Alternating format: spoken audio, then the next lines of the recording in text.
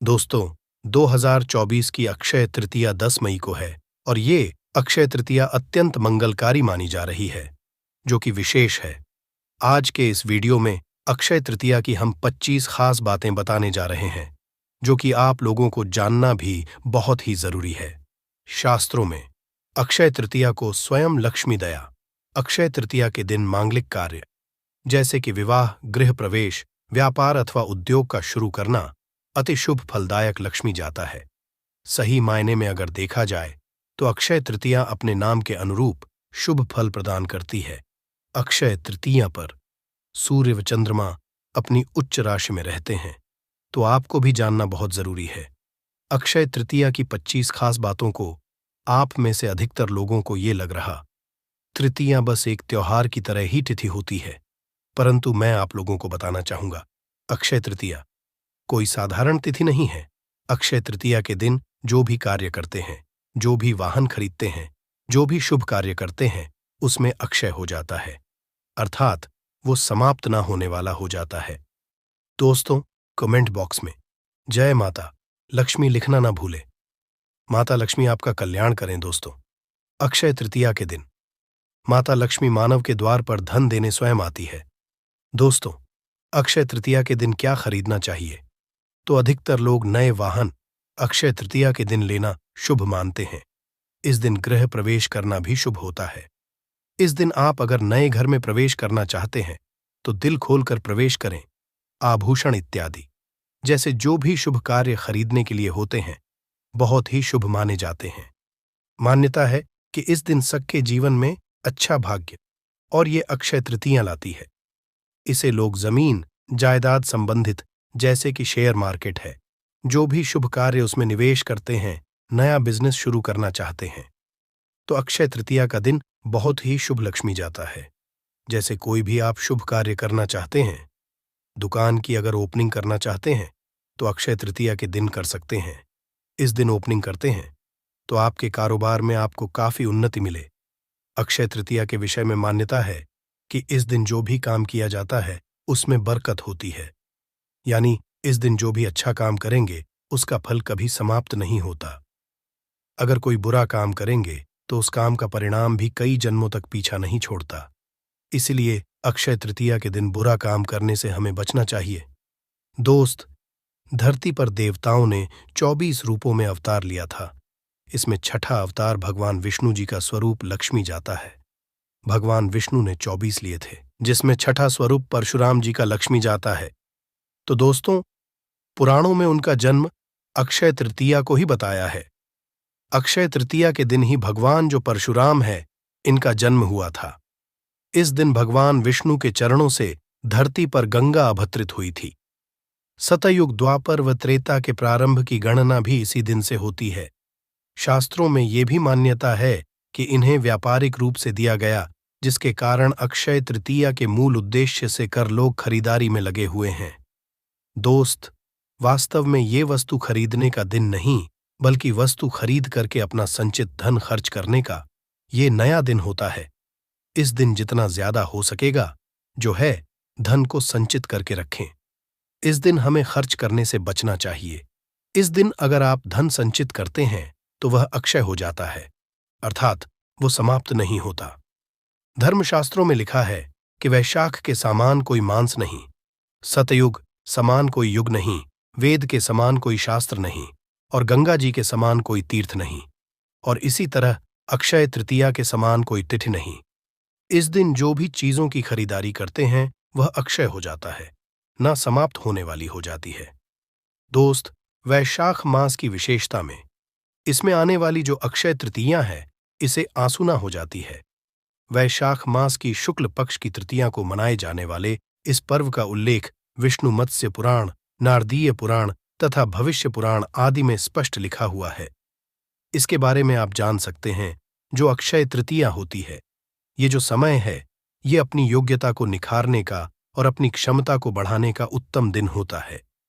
ये मुहूर्त अपने कर्मों को सही दिशा में प्रोत्साहित करने के लिए श्रेष्ठ लक्ष्मी जाता है। शायद यही मुख्य कारण है कि इस काल इत्यादि के लिए सबसे अच्छा लक्ष्मी जाता है। कहने का मतलब आप लोगों को समझाना चाहूंगा कि इस दिन जो भी आप दान करते हैं वो अक्षय हो जाते हैं, न समाप्त होने वाला हो जाता है। हमारे धर्मशास्त्रों में दान को बहुत ही महत्वपूर्ण कहा गया है। जो व्यक्ति दान करता है, ऐसे व्यक्ति को जीते जी सुख मिलता ही मिलता है। मरने के बाद भी मोक्ष की प्राप्ति होती है, और पुनः अगर उनका जन्म हो जाए तो ऐसे व्यक्ति कभी निर्धन नहीं होते, अर्थात अक्षय हो जाता है। तो इस दिन आप अपने सामर्थ्य के अनुसार जरूर करें। ऐसा भी कहा जाता है कि वैशाख माह के शुक्ल पक्ष की तृतीया को आँखा तीज के रूप में कई जगह इसे त्योहार के रूप में मनाते हैं, और भारतीय जनमानस में ये अक्षय तीज के नाम से भी लोग इसे जानते हैं। पुराणों के अनुसार इस दिन सूर्यदेव से पूर्व उठकर स्नान, दान, जप, स्वाध्याय आदि करना शुभ फलदायी लक्ष्मी जाता है। इस दिन में किए गए शुभ कर्म जो होते फल अक्षय हो जाता है, अर्थात न समाप्त होने वाला है। दोस्त, इसको सतयुग के शुरू की तिथि भी लक्ष्मी है, इसलिए इसे कृत्य आदि भी नाम से बहुत से लोग जानते हैं। यदि इस दिन रविवार हो तो ये सर्वाधिक शुभ और पुण्यदायी होने के साथ साथ अक्षय प्रभाव रखने वाला हो जाता है। अगर रविवार का दिन पड़े तो, और अगर रविवार नहीं पड़े तो कोई बात नहीं, इसका फल तो आपको मिलेगा ही मिलेगा। मत्स्य पुराण अनुसार अक्षय तृतीया के दिन अक्षय पुष्प, दीप आदि द्वारा भगवान की आराधना करने से विष्णु भगवान की विशेष कृपा प्राप्त होती है तथा संतान भी अक्षय बनी रहती है। दोस्तों, दिन सुखियों की सेवा करना इस दिन हमें जरूर चाहिए। वस्त्र आदि का दान करना चाहिए। शुभ कर्म की ओर हमें अग्रसर इस दिन जरूर होना चाहिए, और मन में, वचन में अपने कर्म से मानव धर्म का पालन हमें करना चाहिए। और अक्षय तृतीया का पर्व हमें ये शिक्षा देता है कि हमें शुभ कार्य के साथ साथ बुरे कर्मों को छोड़ देना चाहिए। कर्म करते हैं तो वह अक्षय होते हैं, न समाप्त होने वाले होते हैं। हमारे पुराणों में स्पष्ट लिखे हैं कि कलयुग के नकारात्मक प्रभाव से बचने के लिए इस दिन भगवान विष्णु की उपासना करके दान हमें जरूर देना चाहिए। अगर आप ऐसा करते हैं तो निश्चय ही अगले जन्म में आपको समृद्धि, ऐश्वर्य, सुख, समृद्धि की प्राप्ति होगी। जीते जी आपको सुख मिलेगा ही मिलेगा। मरने के बाद आपको की प्राप्ति होगी। दोस्त, और भविष्य पुराण के एक रस्म के अनुसार साकल नगर में रहने वाले एक बणिक नाम के धर्मात्मा अक्षय तृतीया के दिन पूर्ण श्रद्धा के साथ, पूर्ण भाव के साथ स्नान, अध्ययन आदि से सब निर्वत होकर के दान कर्म किया करते थे, जबकि उसकी पत्नी उसको मना करती थी। मृत्यु के बाद किए दान पुण्य के प्रभाव से बणिक द्वारकाभो नगरी में सर्वसुख संपन्न राजा के रूप में अवतरित हुआ। तो दोस्तों, आप भी इस दिन करके आने वाले समय में राजा बन सकते हैं। आने वाले समय आप कोई बड़े पद में प्रतिष्ठित हो सकते हैं। इस दिन हमें जरूर दान देना चाहिए। मैं हर बार वीडियो में बोलता हूं, दान, दान, दान, गुप्त दान, चाहे कैसा भी दान करना सर्वश्रेष्ठ और मंगलकारी होता है। दान से बड़ा कोई कार्य नहीं। आखिर दान क्यों बोल रहा हूं? क्योंकि दोस्तों, इस दिन किया गया दान अक्षय हो जाता है, ना समाप्त होता है और ना ही कम होता है, बल्कि इसका प्रभाव बढ़ता ही जाता है। दान को एक ऐसा हम बोल सकते हैं, हमारे हिंदू दान एक तरह में आता है, सत्कर्म होते हैं, इस तरह दान भी कर्मों में आता है। दोस्त, इस दिन पवित्र नदी में स्नान कर सामर्थ्य अनुसार जल, अनाज, गन्ना, दही, सत्तू, फल, सुराई, हाथ से बने पंखे, वस्त्र आदि का दान करना चाहिए। हाथ से बने पंखे क्यों दान करने चाहिए? क्योंकि गर्मी का सीजन होता है तो हाथ से चलने वाले पंखे से हवा आएगी।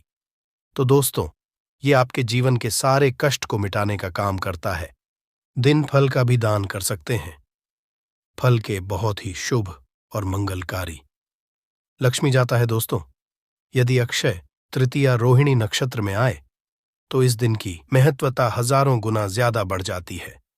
ऐसी मान्यता है कि किसानों में ये लोक विश्वास है, यदि इस तिथि को चंद्रमा के अस्त होते समय रोहिणी आ जाए तो फसल के लिए बहुत ही शुभ होता है, अर्थात आने वाले जो समय में फसल की पैदावार अधिक होती है।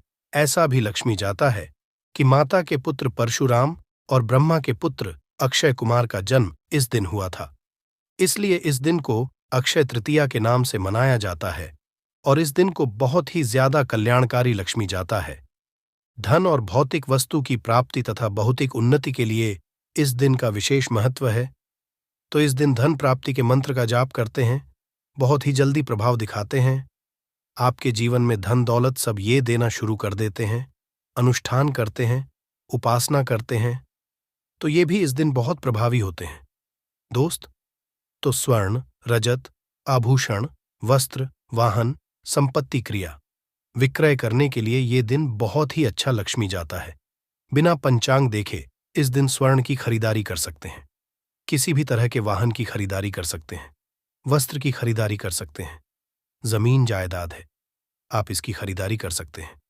बिना पंचांग देखे अक्षय तृतीया के दिन 24 घंटे बिल्कुल ही शुभ माने जाते हैं। ऐसा लक्ष्मी जाता है कि दान करने से जाने अनजाने में का बोझ हल्का हो जाता है और पुण्य की पूंजी बढ़ती है। अक्षय तृतीया के विषय में कहा जाता है कि इस दिन किया गया दान खर्च नहीं होता, यानी कि आप जितना दान करते हैं उसका कई गुना आपको अलौकिक कोष में आपके धन जमा हो जाता है, आपके पुण्य भाग में जमा हो जाता है।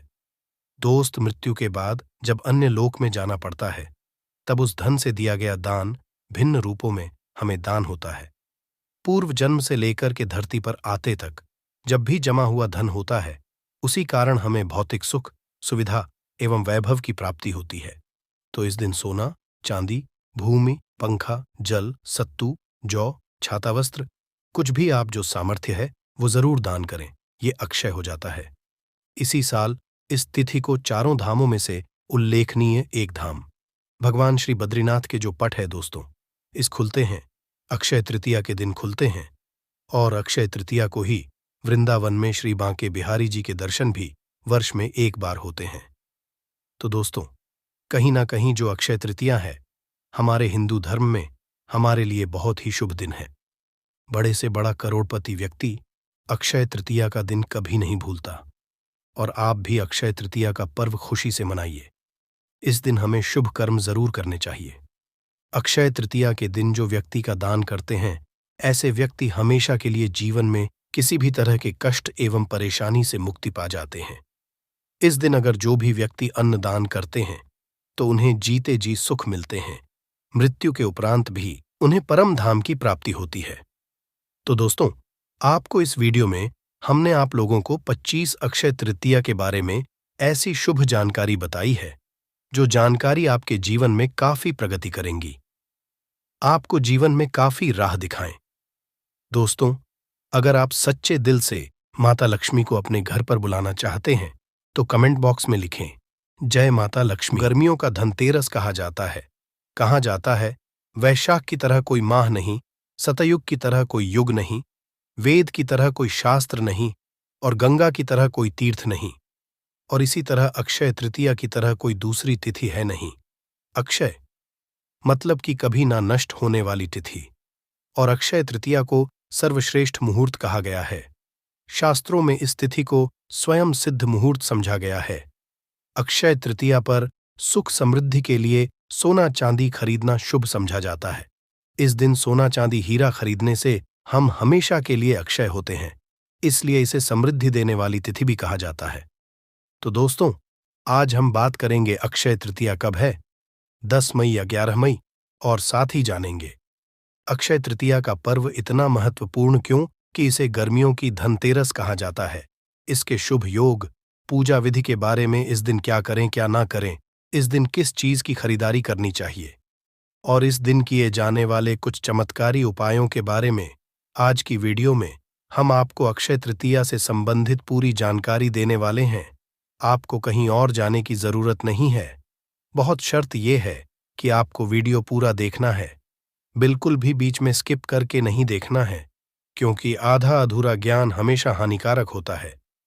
तो उम्मीद करते हैं आप इस वीडियो को पूरा जरूर देखेंगे, परंतु वीडियो को शुरू करने से पहले आप इस वीडियो को लाइक जरूर कर दें और इस चैनल को सब्सक्राइब करके बेल आइकॉन का बटन जरूर ही दबा दें।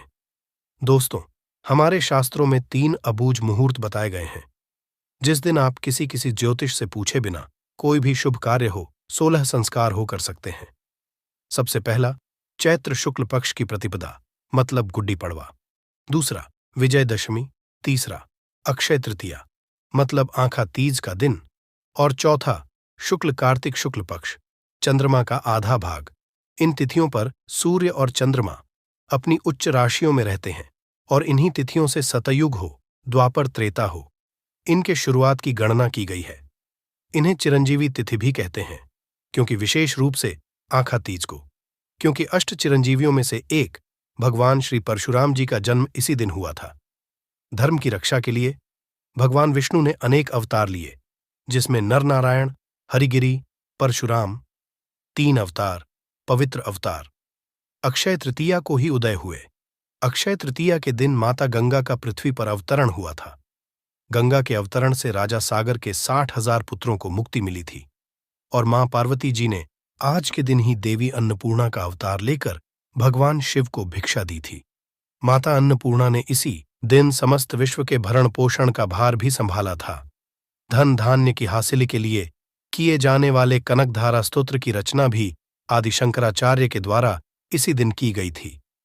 आज के विशेष दिन ही कृष्ण सुदामा मिलन हुआ था और महाभारत के अनुसार अक्षय तृतीया के दिन ही भगवान श्री कृष्ण ने पांडवों की पत्नी द्रौपदी को पांडवों के अज्ञातवास के दौरान अक्षय पात्र भेंट किया था। अक्षय पात्र की विशेषता थी कि इसमें भोजन कभी खत्म नहीं होता था। जितनी मात्रा में जितना भोजन चाहिए चमत्कारिक ढंग से हासिल होता था। अक्षय तृतीया दिन ही वह खास अवसर था जिस दिन महर्षि व्यासा जी ने महाभारत लिखना शुरू किया था और महाभारत में ही श्रीमद् भागवत गीता भी समाहित है। और इस दिन अगर आप गीता जी में समाहित 18वें अध्याय का पाठ करते हैं तो इससे अक्षय पुण्य की हासिल होती है। इस दिन महाभारत की लड़ाई खत्म हुई थी। इसी दिन से सतयुग और त्रेता युग की शुरुआत भी हुई थी। वही मान्यताओं के अनुसार इसी दिन पर द्वापर युग का समापन भी हुआ था। और इसी दिन तृतीया के बारे में जब युधिष्ठिरा ने भगवान कृष्ण से पूछा था तो भगवान कृष्ण ने उन्हें इसके महत्व को बताया था। श्री कृष्ण जी ने युधिष्ठिरा को बताया कि अक्षय तृतीया के दिन जो भी रचनात्मक और सांसारिक कार्य किया जाएगा उसका शुभ परिणाम व्यक्ति को हासिल होगा। तो चलिए जानते हैं साल 2024 में अक्षय तृतीया की तिथि कब है। पंचांग के अनुसार अक्षय तृतीया तिथि का प्रारंभ होगा 10 मई सुबह 4:17 पर और तृतीया तिथि की समाप्ति होगी मई सुबह 2:50 पर। 10 मई शुक्रवार को अक्षय तृतीया का दुर्लभ शुभ महासंयोग हासिल हो रहा है, क्योंकि शुक्रवार का दिन महालक्ष्मी का है और अक्षय तृतीया इस बार शुक्रवार को ही मनाई जाएगी। बात करें पूजा के शुभ मुहूर्त के बारे में तो सुबह 5:33 से शुभ मुहूर्त प्रारंभ होगा और दोपहर 12:18 तक आप पूजा कर सकते हैं और शुभ मुहूर्त में अक्षय तृतीया तिथि के दिन आप सोना खरीद सकते हैं। सोना खरीदने का शुभ मुहूर्त क्या होगा? देखिए, अक्षय तृतीया तिथि अपने आप में शुभ मुहूर्त है। आप पूरे दिन में सोना, चांदी, हीरे, आभूषण, रत्न, जमीन, गाड़ी या कोई भी खरीदारी आप दिन में आप कर सकते हैं। परंतु राहु काल में खरीदारी नहीं करना चाहिए और राहु काल का समय रहेगा सुबह 10:45 से 12:23 तक। तो इस समय को छोड़कर आप दिन में कभी भी खरीदारी कर सकते हैं। कोई दिक्कत परेशानी नहीं है। पूरे दिन में जब भी आपको समय मिले आप इस दिन जरूर कुछ ना कुछ खरीदारी जरूर करें। इससे घर में सुख समृद्धि आएगी। जन्म जन्मांतर हमारे घर में सुख समृद्धि की बढ़ोतरी होगी। अक्षय अपने आप में सर्वश्रेष्ठ शुभ संयोग होता है। इस दिन मां लक्ष्मी और श्री हरिनारायण मतलब लक्ष्मी नारायण की पूजा आराधना की जाती है। इसके अलावा परशुराम जी की पूजा किया जाता है और इसके अलावा नर और नारायण की भी पूजा होती है। इस दिन हवन, स्नान, जप, दान, तर्पण करने के लिए शुभ समझा जाता है।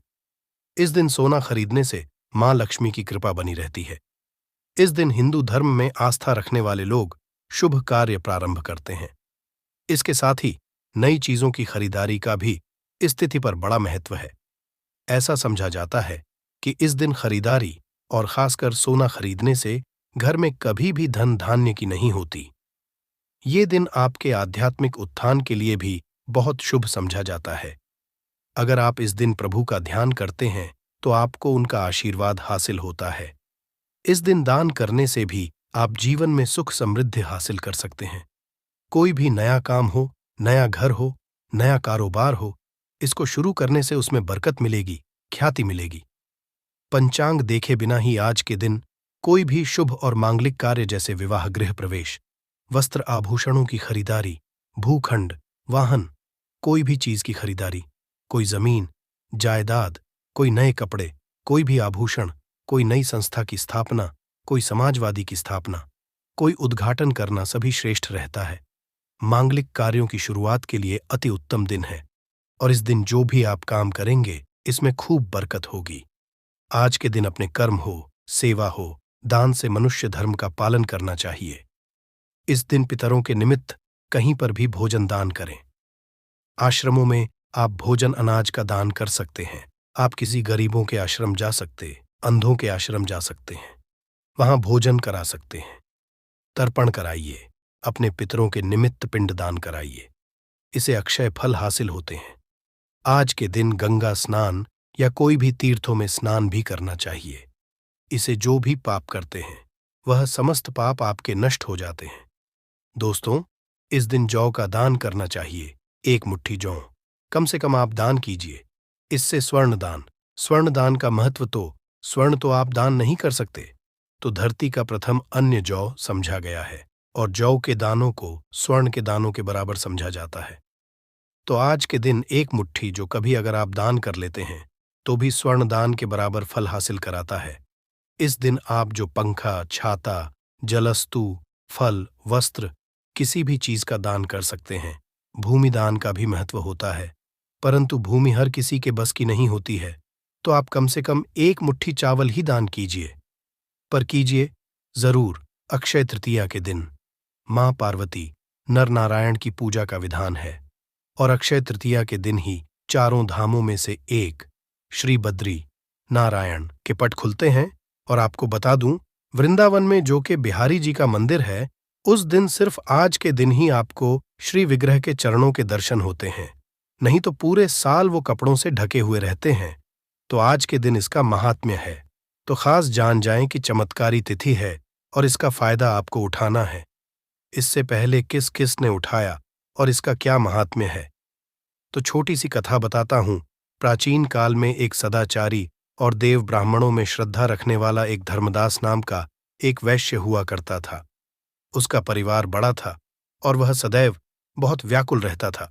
उसने किसी से व्रत के अक्षय तृतीया के व्रत के महात्म्य को सुना, तो जब यह भारत आया तो उसने व्रत किया, गंगा स्नान किया, देवी देवताओं की पूजा की, अपने इष्ट देवकुल देवी देवताओं की पूजा की और गोले के लड्डू, पंखा, जल से भरे हुए खड़े जाओगे, नमक, सत्तू, दही, चावल, गुड़, सोना, वस्त्र, यह सभी चीजें दिव्य ब्राह्मणों को दान किया। उसकी स्त्री को यह बात बिल्कुल अच्छी नहीं लगी और वह बार बार मना करने लगी। कुटुंब भजनों से चिंतित रहने और बुढ़ापे के कारण अनेक रोगों से पीड़ित होने पर भी वह उसके बाद से हमेशा अक्षय तृतीया करता रहा। कभी भी अपने धर्म, कर्म और दान पुण्य से विमुख नहीं हुआ और यही व्यस्त फिर दूसरे जन्म में कुशवती का राजा बना। अपने अक्षय तृतीया के जो दान का प्रभाव था, उसकी वजह वह बहुत धनी और प्रतापी बना और वैभव संपन्न होने पर भी उसकी बुद्धि कभी धर्म से विचलित नहीं हुए। और इसलिए यह भी समझा जाता है कि आज के दिन जो भी मनुष्य दान करता है वह पुण्य को हासिल करता है और उसका अगला जन्म बहुत ही पुण्यमयी होता है।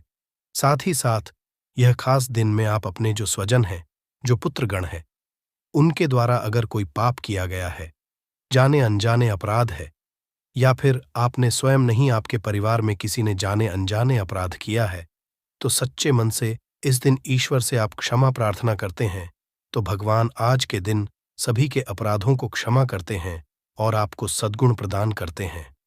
अब हम जानेंगे अक्षय तृतीया की पूजा विधि। इसके लिए ब्रह्म मुहूर्त में उठकर स्नानादि से निवृत्त होकर सूर्या नारायण को जल अर्पित करना चाहिए।